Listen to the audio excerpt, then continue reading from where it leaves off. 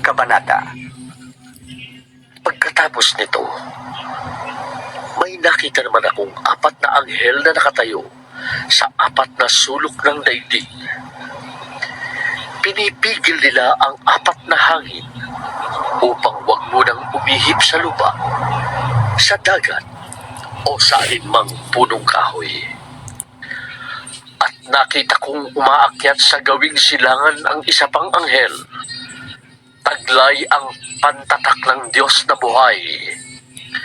Humiyaw siya sa 4 na anghel na binigyan ng Diyos ng kapangyarihang maminsala sa lupa at sa dagat.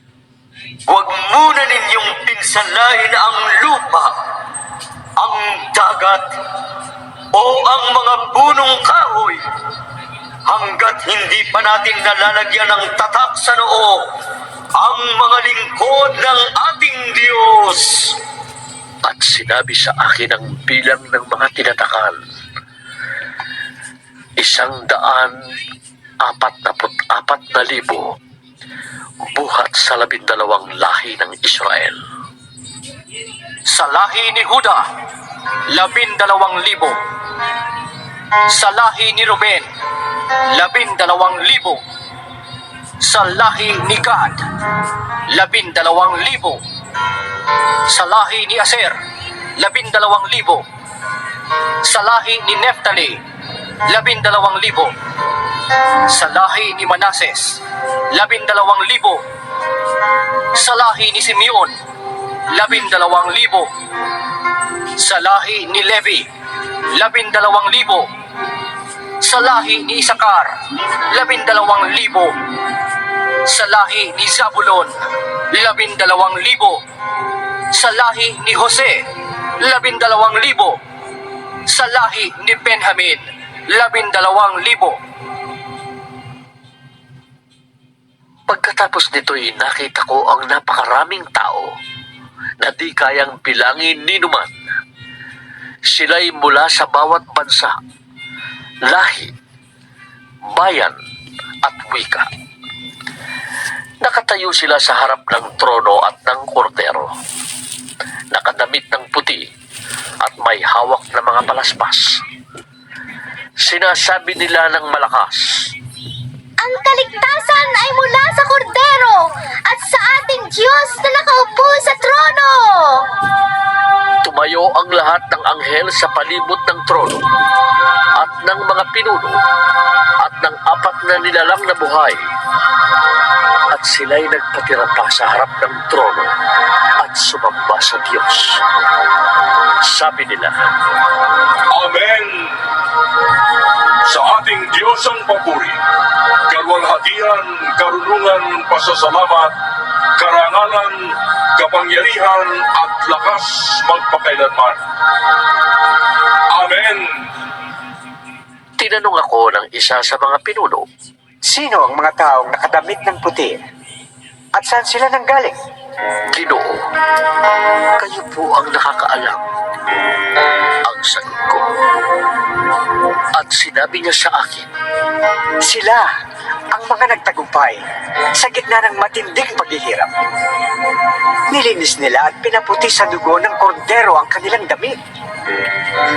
Iyan ang dahilan kung bakit sila ay nasa harap ng trono ng Diyos at naglilingkod sa Kanya sa templo araw at gabi. At ang nakaupo sa trono ang kukup-kup sa kanila. Hindi na sila magugutom ni mauuhaw. Hindi na sila mabibilag sa araw ni mapapaso ng anumang matinding init. Sapagkat ang korderong nasa gitna ng trono ang magiging pastol nila. Sila'y dadalhin niya sa mga bukal ng tubig na nagbibigay buhay at papahirin ng Diyos ang bawat luha sa kanilang mga mata. 8 Kabanata. Nang sirain ng kordero ang 7 selyo, naghari sa langit ang katahimikan sa loob ng halos kalahating oras. Pagkatapos nito'y nakita ko ang 7 anghel na nakatayo sa harapan ng Diyos at binigyan ng trumpeta ang bawat isa sa kanila. Dumating ang isa pang anghel na may dalang gintong sunugan ng insenso at tumayo naman sa harap ng dambana. Binigyan siya ng maraming insenso upang ihandog sa dambanang ginto na nasa harap ng trono, kalakip ng dalangin ng mga pinili ng Diyos. Mula sa kamay ng anghel, unti-unting tumaas sa harapan ng Diyos ang usok ng insenso, kalakip ng dalangin ng mga pinili ng Diyos. Pagkatapos, ang anghel ay kumuha ng mga baga sa dambana, inilagay sa sunugan ng insenso at inihagis sa lupa, at biglang kumulong, nagkaingay, kumidlat at lumindol. At humanda ang 7 anghel upang hipan ang kanilang trompeta. Hindi pa ng unang anghel ang kanyang trompeta at umulan ng yelo at apoy na may kahalong dugo. Nasunog ang 3 bahagi ng lupa, ang 3 bahagi ng mga punong kahoy at lahat ng sariwang damo.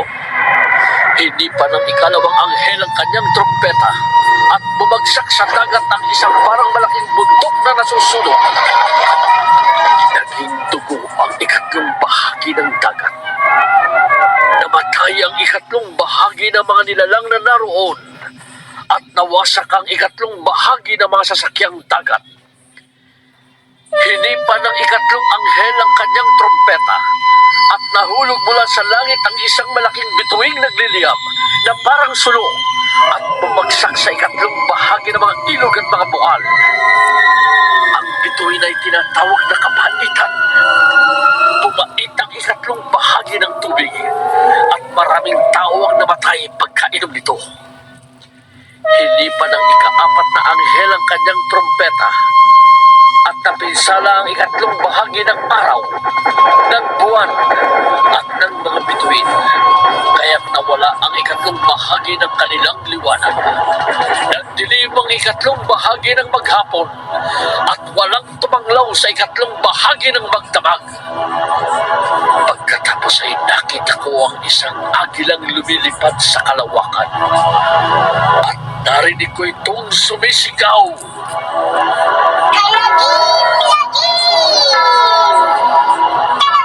Kalagin-lagin! Ang sasabihin ng lahat ng nasa lupa! Pagtunog sa mga trompetang iipan ng 3 anghel! 9 na kabanata. Hindi pa ng 5 anghel ang kanyang trompeta at nakita kong nahulog sa lupa ang isang bituin. Ibinigay sa bituin ang susi ng banging napakalalim. Binuksan ng bituin ng bangin at may lumabas na makapal na usok, tulad ng usok ng malaking hurno, kaya't nagdilim ang araw at ang himpapawid. May naglabas ang mga balang mula sa usok at kumalat sa lupa. Binigyan sila ng kapangyarihang manakit tulad ng alakdan. Ipinagpili sa kanila na huwag sirain ang mga damo, punong kahoy o anumang halaman. Ang mga tao lamang na walang tatak ng Diyos sa kanilang noo ang sasaktan nila. Hindi pinahintulutan ng mga balang na patayin ang mga taong ito, kundi pahirapan lamang sila sa loob ng 5 buwan. Parang kagat ng alakdan ang kirot na dulot ng mga balang na ito. Sa loob ng panahong iyo'y hahanapin ng mga tao ang kamatayan, ngunit hindi nila ito makikita. Iibigin nilang mamatay, ngunit lalayuan sila ng kamatayan. Ang mga balang ay parang mga kabayong handa sa pakikipagdigma. Sila ay may putong na parang koronang ginto at parang mukha ng tao ang kanilang mukha. Parang buhok ng babae ang kanilang buhok at parang ngipin ng leon ang kanilang ngipin. Natatakpan ng parang mga baluting bakal ang kanilang dibdib at ang tunog ng kanilang pakpak ay parang nagundong ng mga karwaheng hila ng mga kabayong papunta sa labanan. Sila'y may buntot na may tulis gaya ng sa alakdan. Nasa buntot nila ang kapangyarihang manakit ng mga tao sa loob ng 5 buwan. Ang hari nila'y ang anghel na bantay sa banging napakalalim. Ang kanyang pangalan sa wikang Hebreo ay Abaddon at sa wikang Griego'y Apollyon. Nakaraan na ang unang lagim. 2 pa ang darating. Hinipa ng ika-6 na anghel ang kanyang trompeta at nakarinig ako ng tinig mula sa mga sulok ng damba ng ginto na nasa harapan ng Diyos. Iniutos nito sa anghel na may trompeta. Talagang po ang 4 na anghel na nakagapo sa tabi ng malaking ilog Euphrates. At pinalaya ang 4 na anghel upang patayin nila ang 3 bahagi ng sangkatauhan. Talagang inihanda sila para sa oras, araw, buwan at taong ito. Sinabi sa akin na ang bilang ng hukbong nakakabayo ay 200 milyon.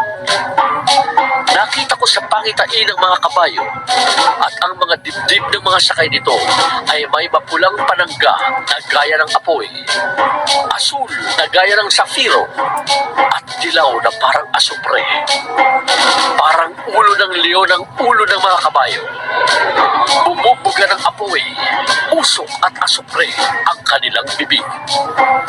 Ang 3 salot na pumatay sa 2 bahagi ng sangkatauhan ay ang apoy, usok at asupre na mula sa kanilang bibig. Ang kapangyarihan ng mga kabayo ay nasa kanilang mga bibig at nasa kanilang mga buntot na parang ahas at may ulo na siyang ginagamit nila sa pananakit. Ang natira sa sangkatauhan na hindi namatay sa mga salot na ito'y hindi nagsisi. Hindi sila tumalikod ni tumigil ng pagsamba sa mga demonyo at sa mga Diyos-Diyos ang ginawa ng kanilang kamay.